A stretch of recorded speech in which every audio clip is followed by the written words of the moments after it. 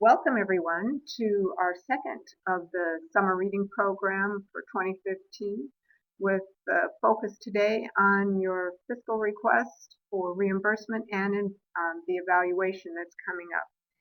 And I do also want to just go over a few quick basics. We've all been on Adobe Connect before, but just in case for a refresher or anyone new, that the main way to get the attention of either me or Robbie is the chat box in the lower right hand corner. Anyone can type into that, and that will alert us that you have a question or a concern, or if you're having some problems with the webinar itself, can't hear, can't see clearly, something's obstructing, let us know on that. So that is your main point of communication. There is a ribbon across the top, and there's a person with their hand up. That one is actually at my eye level, so if something is going awry, Robbie and I are completely missing chat. You can also use that as a drop down. There's a little button beside it, and you can raise your hand. There are some other comments, but mainly we're going for to get our attention to make sure we can address the questions that you have. And Robbie indicated that we do have the archive. The other webinar is posted on the YouTube channel and available. This one also will be posted and available for you if you need a refresher or for some reason can't participate in the whole webinar today. Well, let's get started. That's basic housekeeping. So here we are, summer reading program, July 15th. This was our second planned webinar to help you through your projects, and I'm sure most of you are in the thick of your summer reading program now. So these will be the things that will help you wrap up your summer reading program now that we're sizzling and underway. So for rolling out today, very straightforward agenda. We have a quick review of the grant timeline, see where we're at and where you are going forward from this point. We'll talk specifically about the reimbursement request form, which is now in Excel.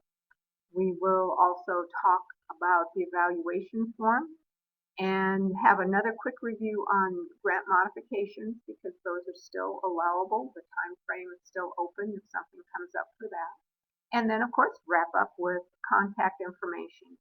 And my last slide is always a question slide, but I want to encourage you to ask questions as you're going along.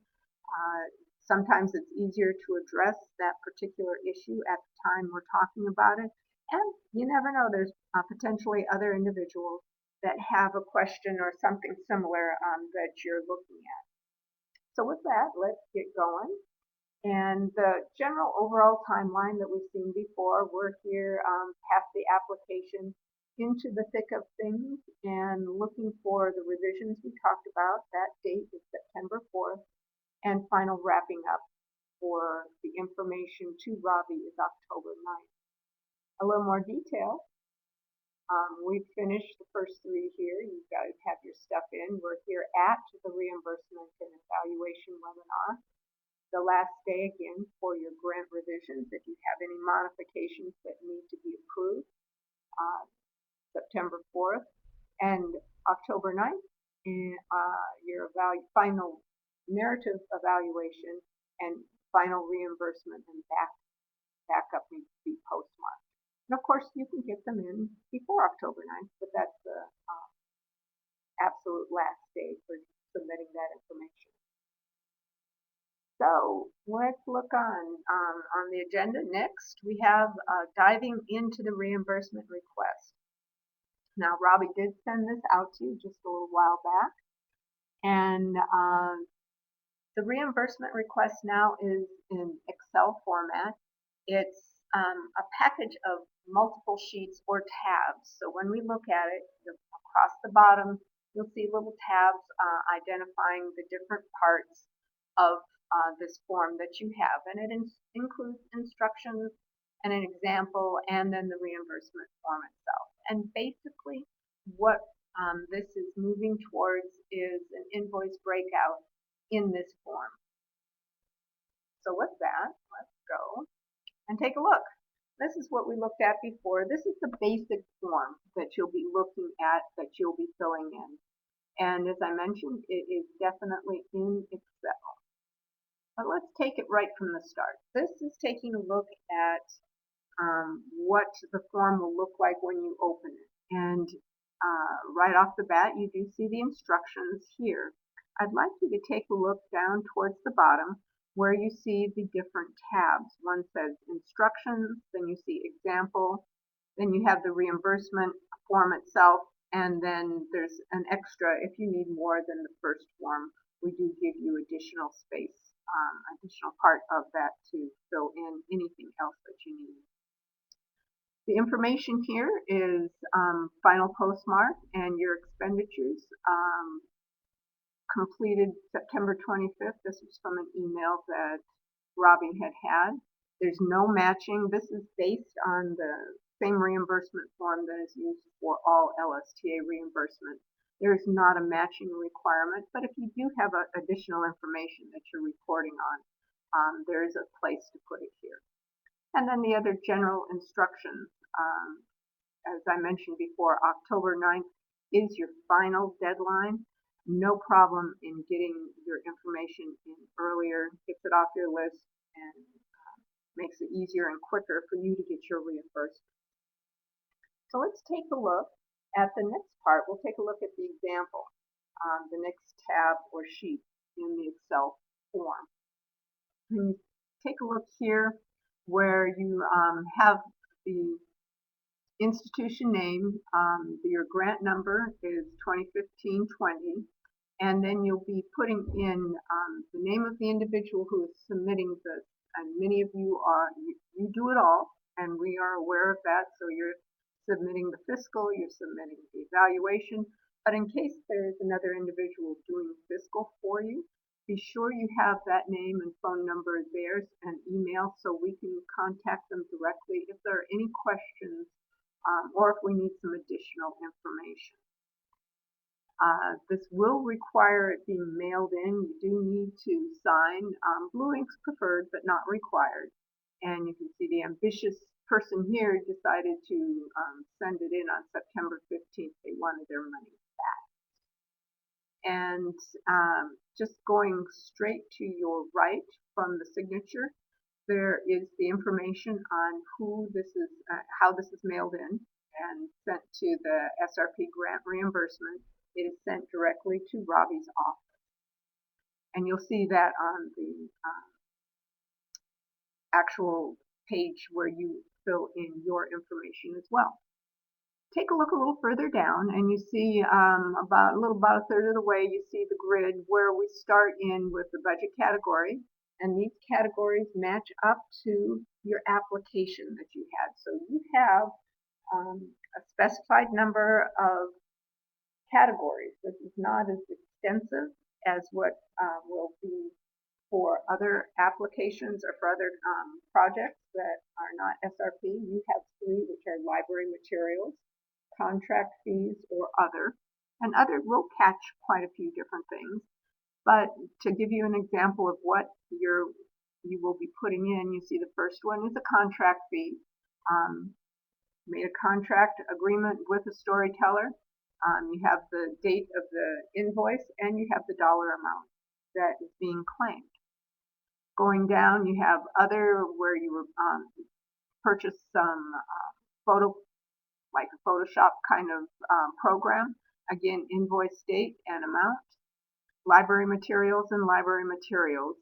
In this one, where you purchase the materials and you do indicate the vendor or who you're paying on that, in addition to the invoice number. And it can be general. Your description of what's being purchased on this part can be general. It can be children's materials. If you're buying for all ages, you can put materials for all ages, depending on the type of program that you're operating at your local level. Now, the form itself will total for you where it says total fund requested. So that part will total for you. What you will also input is underneath that what your grant award amount is. And if your grant award amount is $3,000. Of course, we love you to be able to claim your full amount. Sometimes that doesn't happen, but you cannot claim over the amount. It's the full amount only. Okay, so that is the example itself. Let's take a look so you can see the form. And it is just the blank version of what we were just talking about. And you see the 2015-20, your grant number has been pre-filled. That is the grant project you are all working under with your summer reading program. The information listed there again, you'll fill in each one of these for each invoice. You will associate it with your budget category, your vendor, and your product service invoice number and amount to reimburse. And if you're not requesting the full amount from an invoice, let's say you were able to purchase right up to your maximum amount of your grant award and a little bit more, but you can only submit partial of one invoice so you don't exceed the amount, then you do put that amount on the invoice, and on your backup you just indicate that it's a partial claim on that. As I mentioned, you go down in the red, please make sure that the copies that you're submitting with at backup are readable. That Robbie and her staff will be going through those, and that will make things go through so much quicker for you all. And let's take a look at the next page, and that's if you do have a number, hopefully, or I shouldn't say hopefully, but if you do, and you have a lot of different vendors in order to get to the program materials that you need to roll out summer reading, there is this additional page. So what you would be printing out to send in to Robbie would be both of them that start with reimbursement. You would be printing those out. You would be signing the one before. You'd be signing this one, and then if you don't need the second page, that all of your costs fit onto the one, you do not need to submit a blank form on this part. It's not required to submit unless you have information that's recorded on it. Okay, so that's a quick run through. You'll see that where we're going, this new rollout of the reimbursement form is based on the new rules that we've been getting from the Institute of Museums and Library Services, and also for the reporting that has to be done at the end of every grant, summer reading program, mini grant, or even the larger competitive grants that are offered within the state. So now, do you have any questions on this first look at it? And let me put up the sample again so you can kind of see how that is filled out and if any of that generates any questions. Okay. Well, I'm not seeing anything coming up. I do see a question being typed up here. And let's see what that is. Oh, possibly two.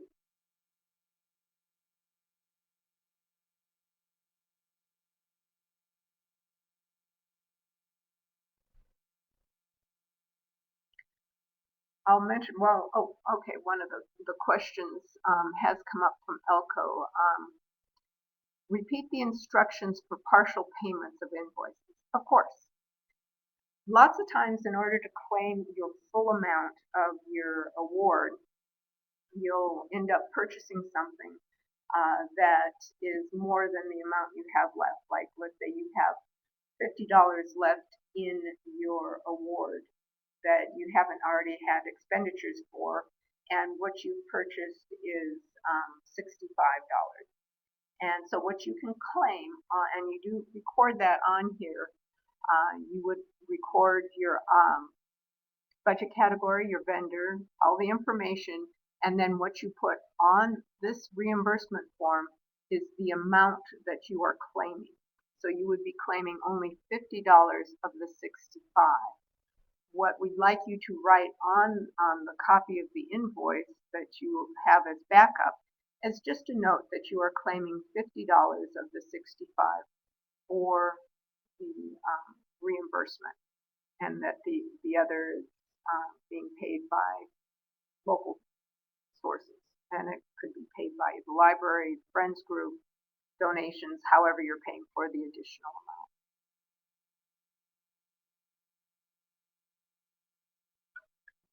And I see, yeah, Robbie indicated keeping track. I think she's referring to in the top right-hand corner where it's a request number or report. If you are going to be sending in more than one reimbursement request, you do have to indicate if it's your first request or second request. I know sometimes there are some of the jurisdictions that wait and do the whole thing as one. So in that case, you would have only one, and it would be one of one. And you would also indicate that that would be the final request also. So I think between Robbie and I, we've covered Kathy's question and hopefully Elko. So let's move on this part. That pretty much does wrap up the reimbursement, and don't hesitate if you have any questions. There'll be a time at the end where we can address that, or as always, many times questions come up after some of this sinks in, after the webinar is over, and definitely we do want you to keep those questions coming in to either me or to Robbie to make sure you're clear on what you need to be doing. Okay. So back here on our agenda now, we're off to the agenda, or excuse me, to the evaluation form on the agenda. So the evaluation form is in Word. Robbie thought that this would be a good way to wrap things up in the format that we're all used to. So the evaluation is in Word. It has a similar look to your application because you'll be reporting on just about everything that you put in your application. So we've maintained a look that follows along with what you've already done in your application for your summer reading finances. So again, you'll be putting in the information about your library, who's submitting that information, phone number, contact information, already filled out. Number 7 and 8 will already be completed for you. So when you take a look, if you've opened that file, you'll see items number 7 and 8 have already been completed, so you do not have to complete that part. And there is not a PDF version of this as we did with the application form. And I do want to just take this moment to thank all of you that worked on the PDF fillable form. It was one of our first releases of using PDF fillables with any of our LSTA items, and the experiences that you had and some of the input that we got on what worked or where there was a hiccup here or there, very much appreciated as we're moving forward. So here we are back at Word. So that's the top half of page 1. The bottom half, page 1, again, very similar looking. There's several items that are pre-filled for you. These relate to reporting items to the Institute of Museum and Library Services.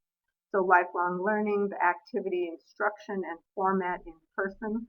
These were all ones that we were able to agree upon after input from our program officer in Washington. Back to what you will be filling out now will be primary audience, and that again will be based on what you actually did, following up on the question that we had on the application as to if you actually did have a library partner or partners. That would be, even if you put something in the application that you expected to have a partner and maybe that fell through, that's fine. You can just, at this point, you would answer no, that didn't actually happen. And then locale, that's looking to see how many locations. Some of you are your single outlet for your community. If you happen to have multiple locations where summer reading has been available and supported by this program. You don't have to report if they didn't get any LSTA funds, but if it's related to LSTA funding, we do want to know how many different library locations were involved in the program that was funded with the summer reading money. Okay, so that is what page 1 looks like. Very similar again in format. Page 2, again, very similar. In the application, it was what will you do? And boy, that grammar doesn't work, does it? What did you do? It's okay, but I'll work on grammar someday. So this would be a schedule, and I have an example for you to take a look at. So we'll go through the rest of this pretty straightforward. Again, we have some of these were expected items, and now this is actuals that you will be reporting. The outcome measure and the concept that was in the application was the same that has been used in previous years about the community becoming more aware of the summer reading program and its benefits.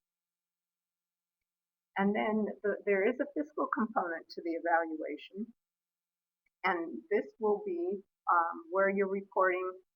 It will match what you claimed, and so you will indicate any LSTA funds. You can also report local or in-kind.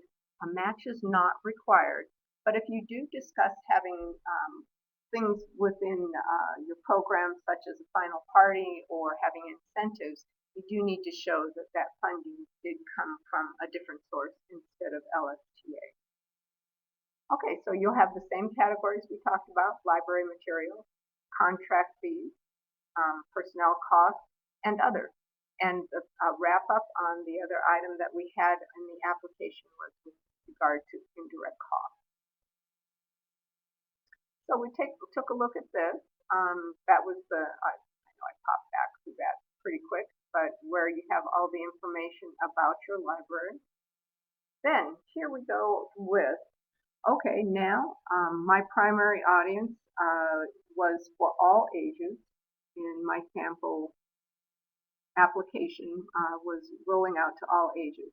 And I did plan to partner. I was thinking I'd have more than one, but I ended up with only one partner, and it was with the town's recreation department. And I have 2 locations. I have the main library and another library location that was part of the summer reading program and did get benefit of the funding from the program. So that's how I put that in. Again, if you have no partners, whether you plan to have them or not, you just fill out no, and you can leave the list partners section blank. And if you only have one location, you still do need to indicate that you had one on that. So it does need to be completed. Okay, so here we go. What did you do? So we're not looking to make this excessively hard on you. You can follow a lot of the format that you did for the application, and I did just that. I identified that in July, I've selected, purchased, processed the library materials, items for all ages.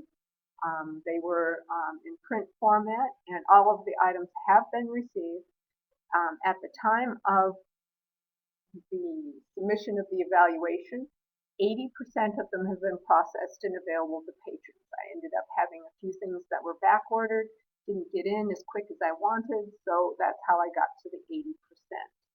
And then the other activities that I had there in July and August. Now I see, what if one location wasn't the library, meaning you're using the community center for one performance? In the reporting that we need to do for the for IMLS, they would associate just using a different location in order to do the performance and have that associated with the library. So they're really looking for the number of library locations in which it's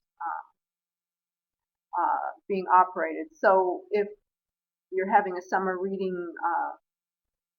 presentation, or maybe some kind of event, and it's outside the library or maybe across the street in the park, you would still list that as the one location with the library. Okay, good question, Kathy. Thanks. Now, going down to the additional things, I followed along dates, what we did. We had the storyteller in, reading signups.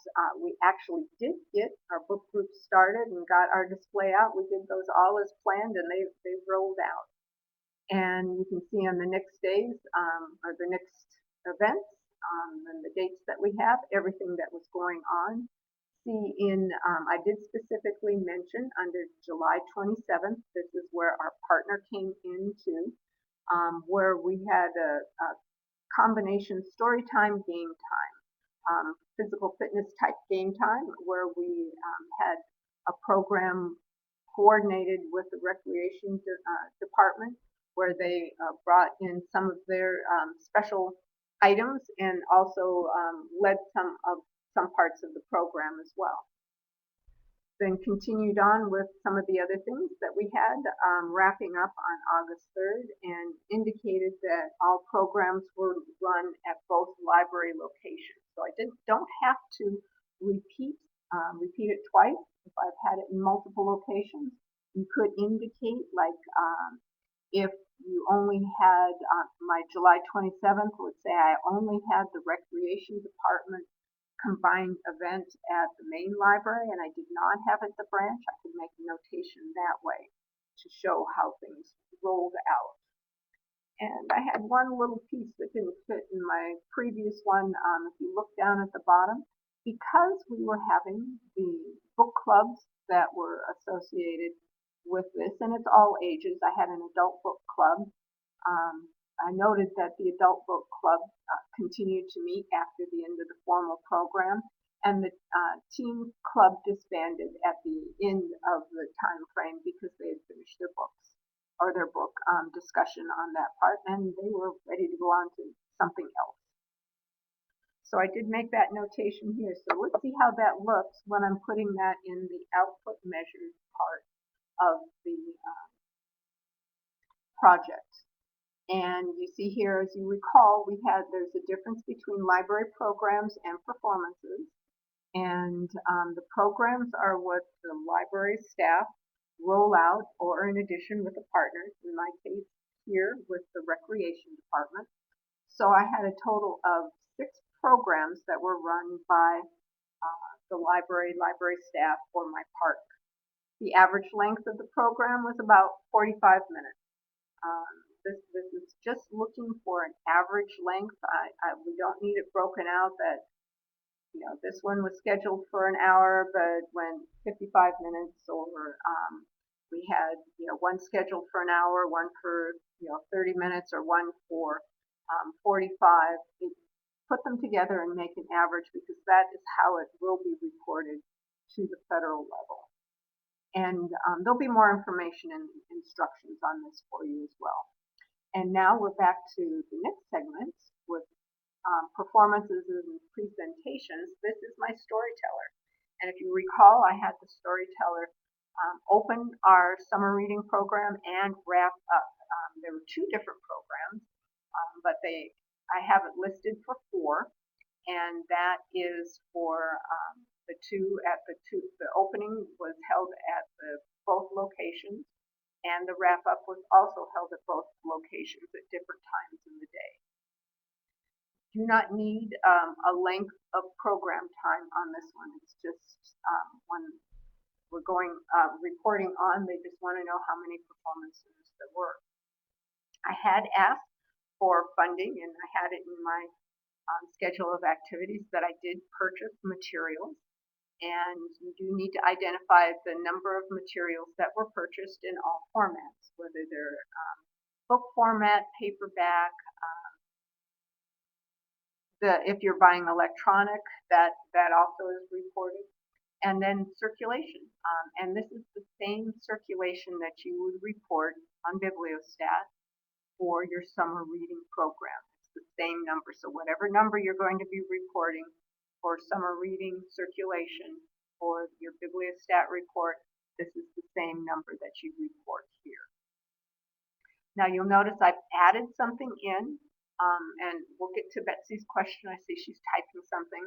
I added in, because I had book clubs, I wanted to report that we had 10 book club meetings and 6 teen book club meetings for the combined of both locations on that part. So you can add additional, and I encourage you, if you have some additional metrics that you have gathered because of the way your program has rolled out, you really do want to see that information as well. So please add that in, because there are some other places we can add additional information, even though it's not in the format that IMLS has rolled out.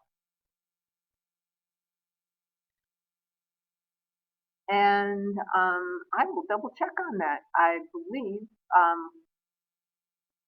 well, Betsy, I love that question. I would ask you to also list the attendees on this as well, but I will double check. I don't believe IMLS asks us to report that, but I think we do want to know that, right, Robin?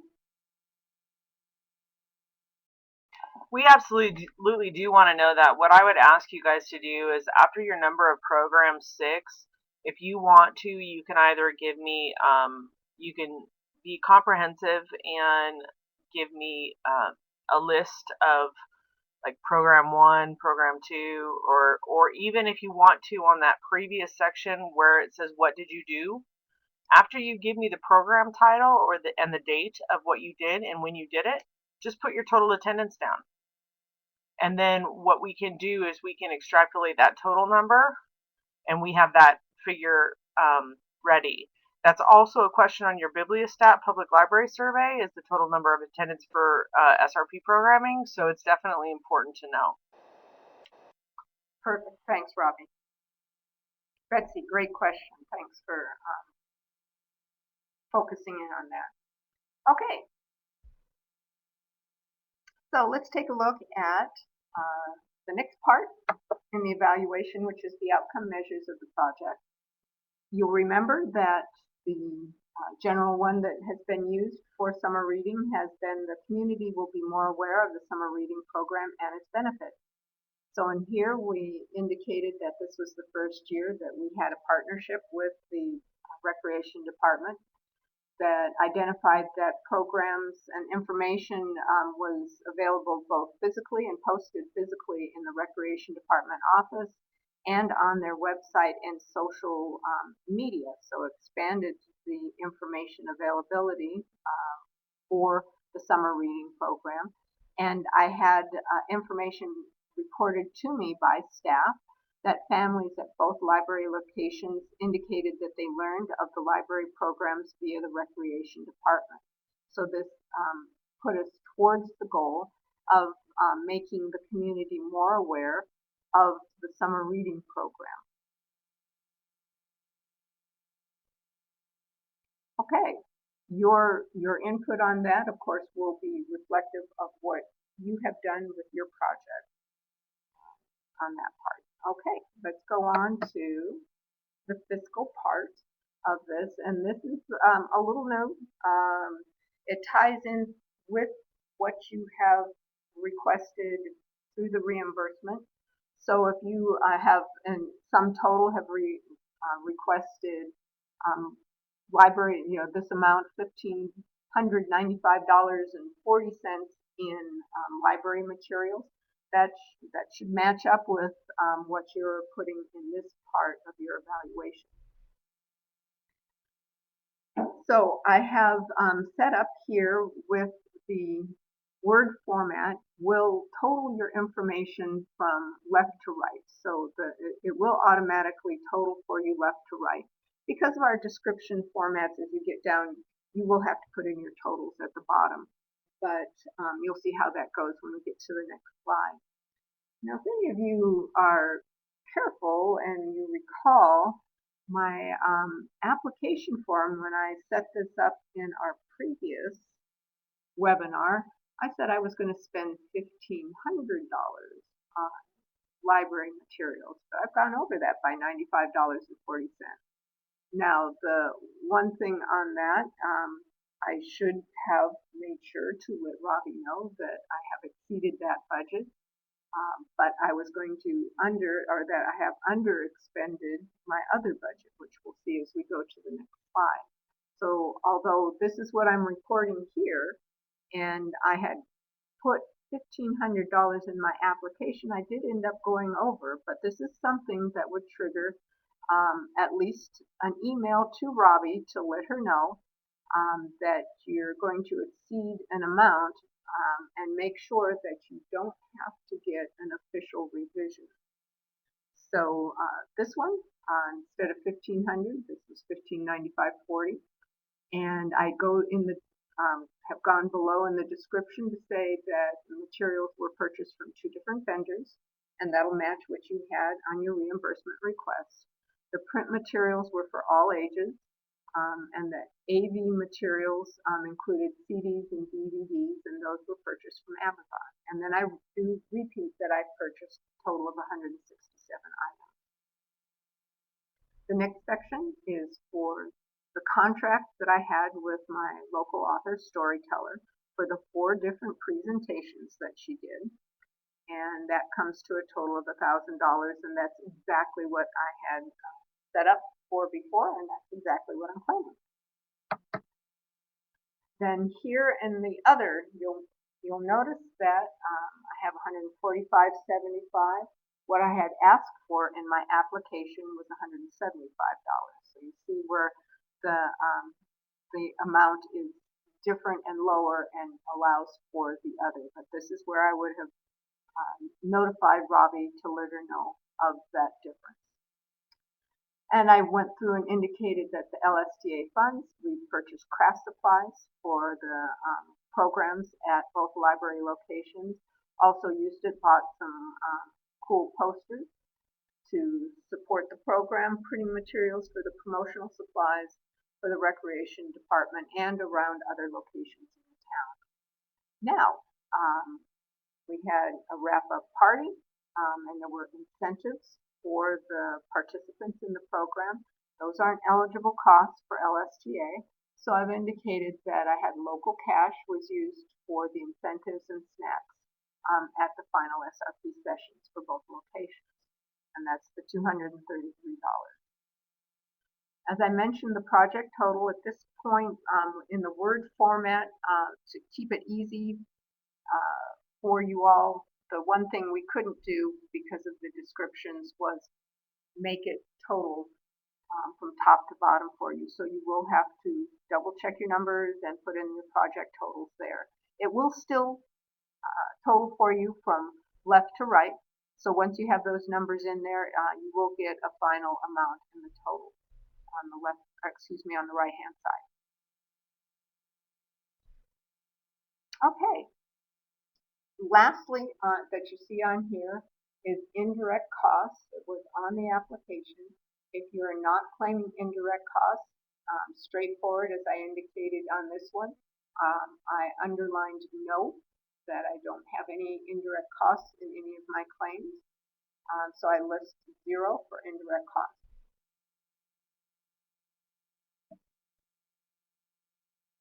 Okay, so that those are the basics then for the evaluation. You do have the evaluation form in Word. You have an example that is exactly like we have here.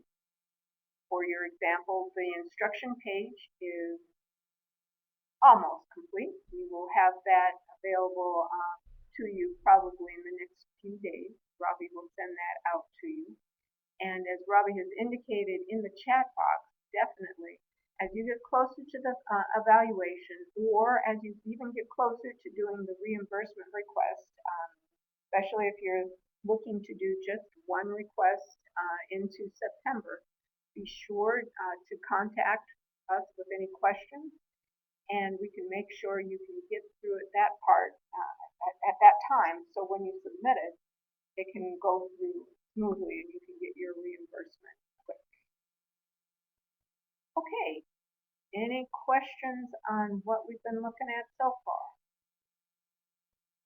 That has really been, let's see, we're supposed to already have forms. Amy, an email went out from Robbie, and that was probably maybe about an hour ago, maybe a little less than an hour ago. So if you did not get that email, make sure and let Robbie know, and she can. There you go. There you go.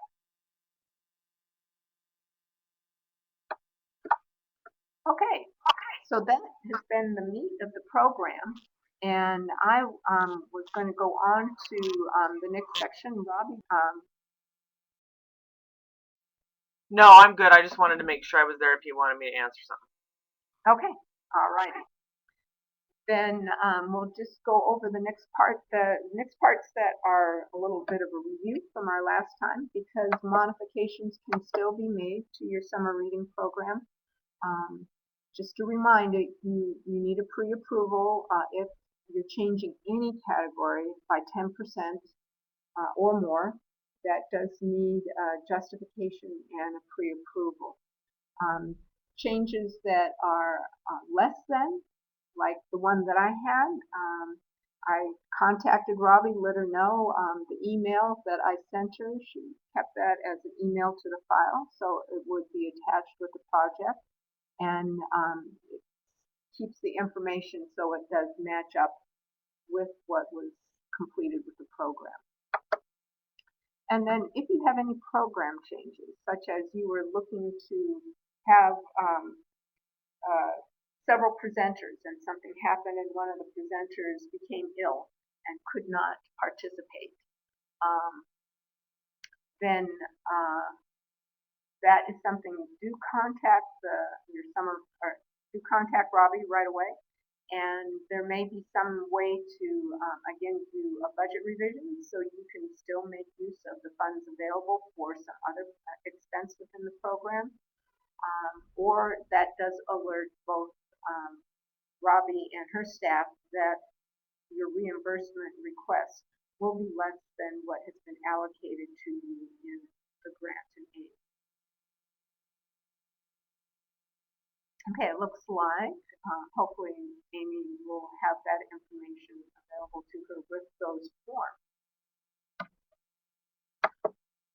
Okay, and this just to remind, if you have to do a revision that is 10% or more, again, we follow along with your budget categories. You have only 3. This is the general one that is still used for summer reading. You would use 3 that we have for summer reading, which would be contracted services, library materials, and other, the bottom 3, if you have to make a significant change in your budget program. All right, so that is just a review on modifications. If you look back at your schedule, any modifications, budget, program-wise, absolutely have to be done. Deadline was September 4th. The sooner you let Robbie know on that part, the easier it will be to make adjustments, not only to your program, but to your budget, to make sure that you and your community get the full value of the money that's been allocated to something. Now, contact information. We'd like to make sure, as we said, contact along the way as you're in the thick of things. If you think of something afterwards, trying to match up when you're looking at the forms themselves and going, now what did she say, or what was that? Here's your information for Robbie. She's a principal form of contact for you. I'm the LSTA coordinator. You can also contact me, but usually Robbie will have most of the information that you will need, or if we need clarification, Robbie and I will get that to you. Yeah, and if you guys contact, sorry, Diane, I'm going to interject real quick. If you guys contact me first, then any questions that you might have that someone else might have, I can do like a preemptive strike and send out an email to make sure that that all of you get the information, just in case some of you have the same question. So definitely contact me. Diane always lets me know if someone calls her and asks her an LSTA question on a subgrant that I'm managing. But if you guys include me on that conversation, then I can make sure that everybody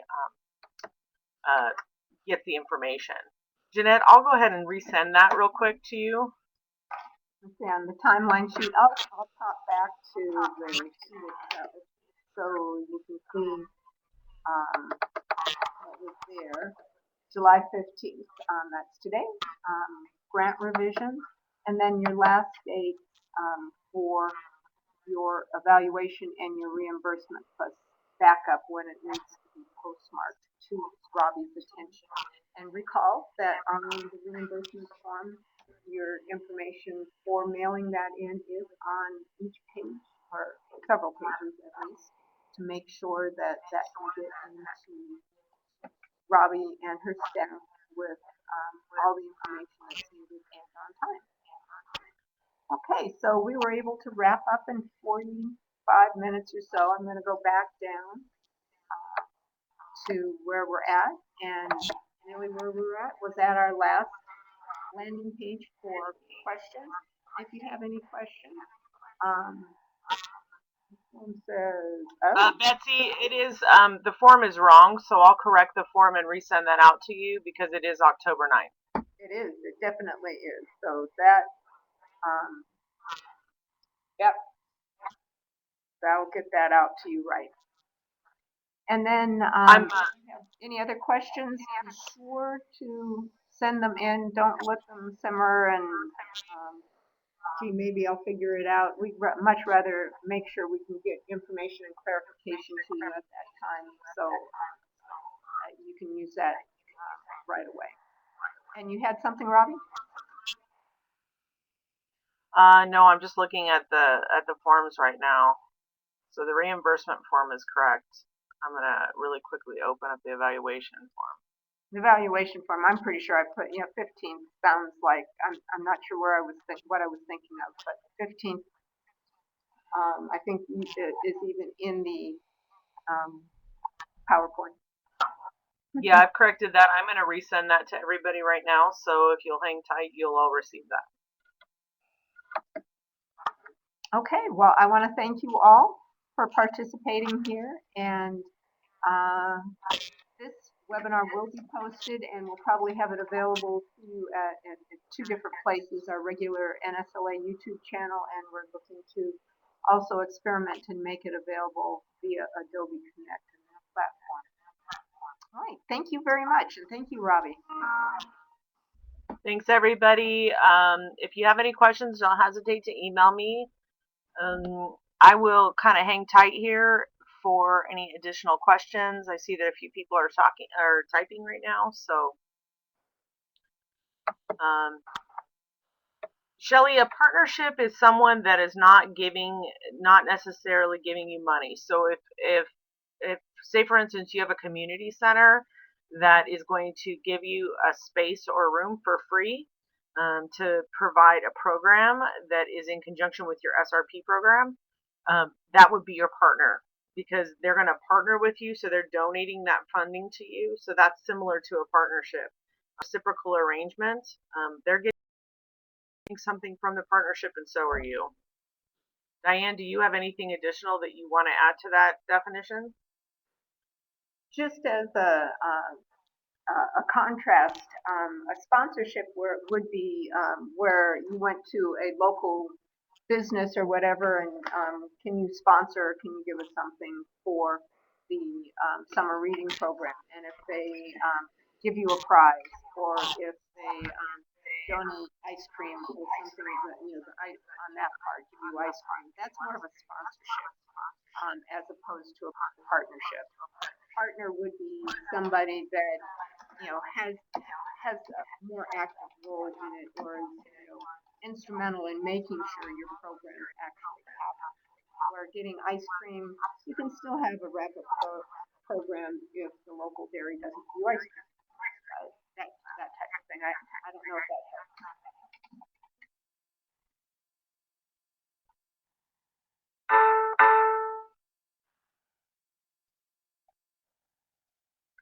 So if an outside agency like PBS does a program for us in conjunction with SRP, is that a partnership? It does sound like it from what I'm seeing in that question, because they are actually doing the program. That would be like in the example where the recreation department, they happen to come into the library to do the program. We may have had it as a field trip where we went over to the recreation department, one of their facilities, for them to do their part of the program. So that sounds like partnership to me. I would agree with that. Good. Okay. And if you have any other permutations on that and need clarification, just shoot a question in so we can get that answered for you. Okay, so it looks like everybody's done